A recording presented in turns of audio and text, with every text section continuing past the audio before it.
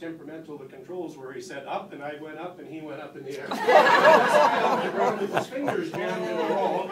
And he said down. I still didn't know how temperamental it was. Down, boom. Anyhow. So I wasn't a forklift operator. Right away he took me down to the area where they cut carpet runners for stairways and said, you should probably work here. So that was the first highlight of my career, and John was a great guy to work for, and it was a lot of fun. I did graduate back to a forklift, but I lost my license. I hit a wall and I lost my license for life. So let me tell any of you operators, wahidua, if you lose your license, it's not the end of your career, right? And they kept running out of people for jobs, and I was lucky enough to be there to inherit them. When I made that $1.25 an hour, there's a few of you in this room will remember John and Dale and Dave maybe. They used to pay in cash every Thursday. They'd come around, and Peter Lyman used to come around, a little bald guy. Stood about this high with a wooden tray and a leather strap, and he'd bring you your little brown envelope with your handwritten pay statement, right? I don't know. You guys are shaking your heads. You're here almost as long as I was. I left Sears. I moved to Winnipeg. I made artificial limbs, got laid off.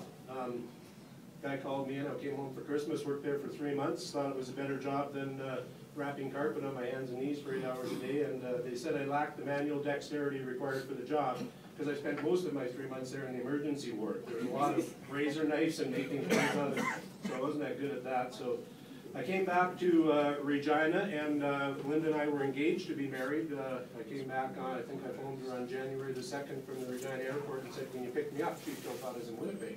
Didn't tell her I lost my job. And of course her dad didn't like me, never did. God bless you, Russ, but we didn't get along that well. But he said, you can't marry my daughter until you get a job. So I went back to Sears, begged for my job back, and I remember Henry Rieger interviewed me, and Ed Snyder showed up and said, I didn't like you the first time you were here, but I'm desperate, so I'm going to give you another chance. That was on January 20th of 1975, so thanks to Henry and Ed for that. So then that was good. I went to Ratner Warehouse. It was an outdoor warehouse in Regina. I was promoted to a senior warehouse person. That was the name of the guy that owned the warehouse, Ratner. Went to Bearmy Warehouse. A few of us will remember Bearmy Warehouse, Lieber. And got married in 1975, so that was cool. I didn't think that I was being dealt with justly, so I went to see Ed Snyder, and I said, you know, I'm training all the new section heads, and I'm still a senior warehouseman, so I'm quitting today. And he said, well, why don't we make you a section head instead of you quitting, and I give you a raise. So I said, Jesus, if it would have been this easy, I would have been here a long time ago.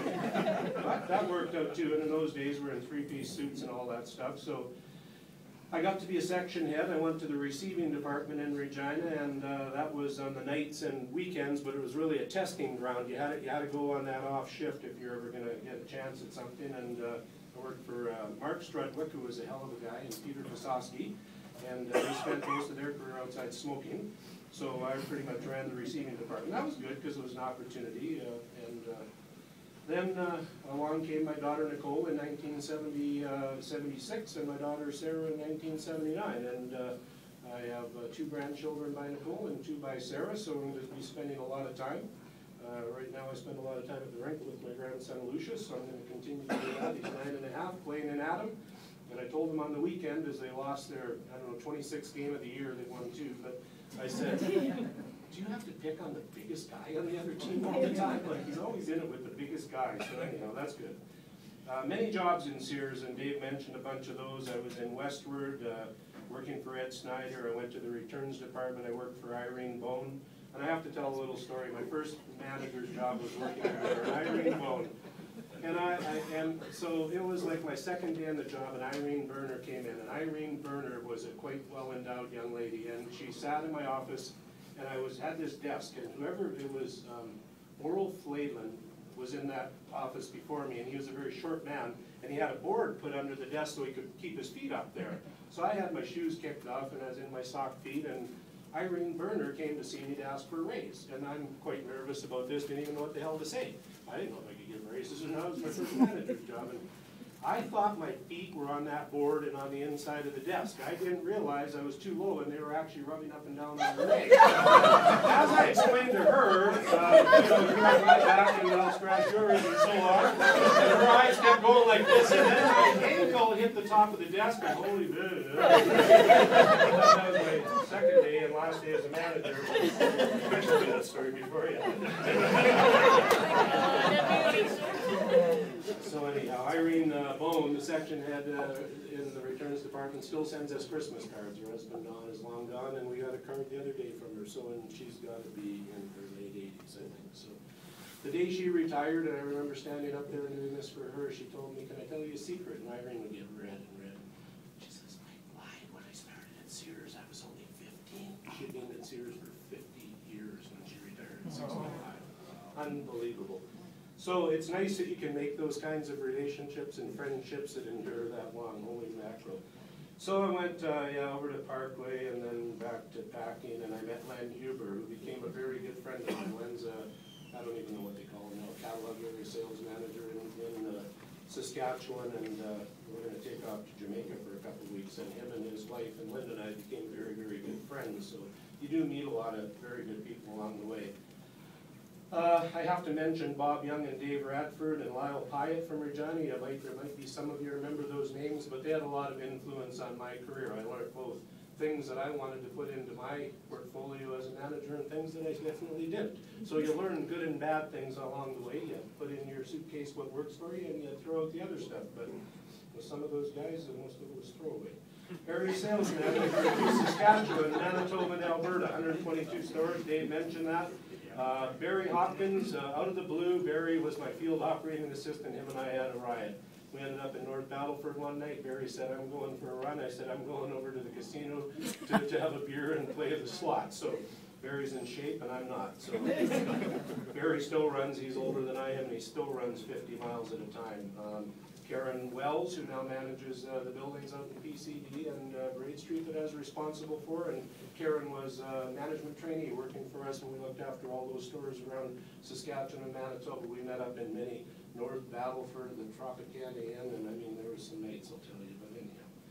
Then in 1999, I was offered the regional fulfillment manager's job for online catalog services in Western Canada. I did that, and you know, in Regina, there was a lot of great people. Bill, I'm so glad you came today. We'd go out for dinner. One day I ended up in Bill's dad, Wilf, was a career Sears guy. His mom, Irene, was a career Sears woman. And his brother and sister both spent some time at Sears. Bill left Sears in Wetaskiwin when the program converted to dealer, and he went to Toys R Us. So we had many conversations about why we gave them. We're fighting back now, Bill. The kids' stuff's coming back to us. No more Babies R Us at Toys R Us. But one day we went for lunch, and we ended up in his mom's car, Irene, Chevelle or something, Nova, and out on the Taylor Field. He drove his car and we went here for lunch out onto Taylor Field, and the Browns guys were chasing us. And anyhow, I'll stop there. I won't tell you.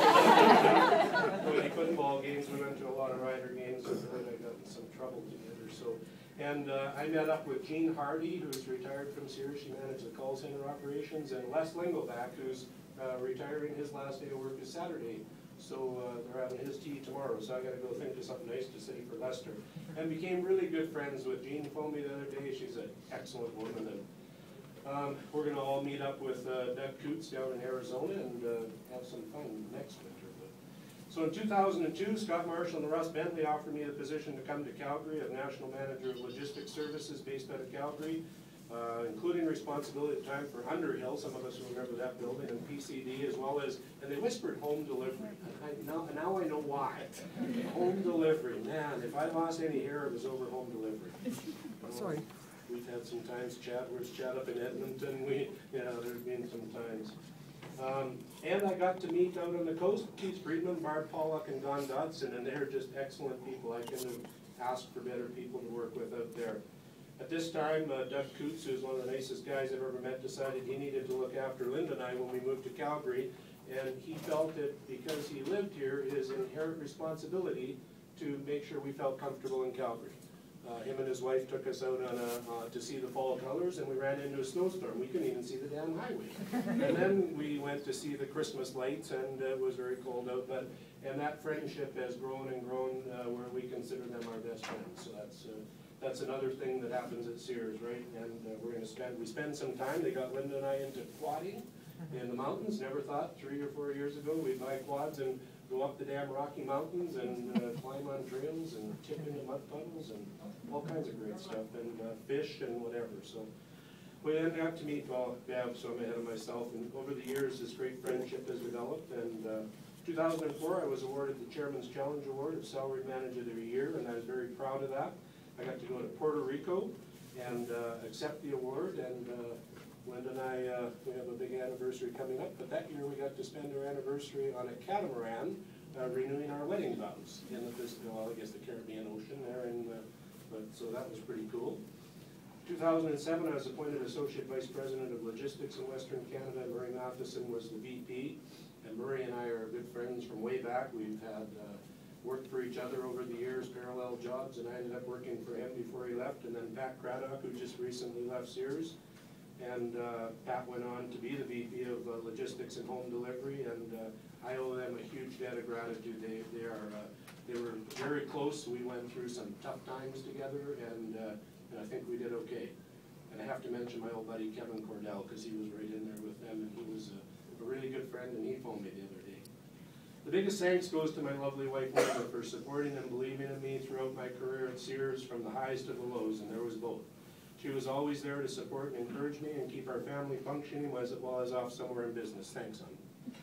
I'd like to say thanks to all the people I've worked with during my career, both past and present, and to say how very fortunate and blessed I've been to have shared my career with you, and to have been able to make so many friends across Canada, and to have been part of the Sears family.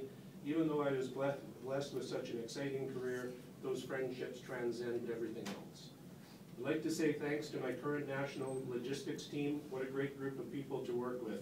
Thanks to my team in Western Canada. I'm both proud and privileged to have had the opportunity to work with you, and I'll never forget your support and loyalty. You are the best, especially Dave Rich and his lovely wife, Lorraine. I have been so fortunate to have met and been able to work with the hardest working, most loyal co-worker and friend I could have had the fortune of working with. And the Calgary team, wow, we've gone through a lot together, and I couldn't have picked a better team to run the business. Well, I'm sure that I'm boring you, but I had to say those thanks, and I hope I haven't missed anyone. And if I did, get over it.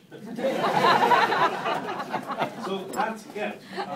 Thank you guys very much for coming out. I really do appreciate it. This is a mixed emotion thing for sure. Like I've been on the verge of crying all day, and I don't know why, because I'm excited to be retiring, but I'm looking at my friends. So thank you very much.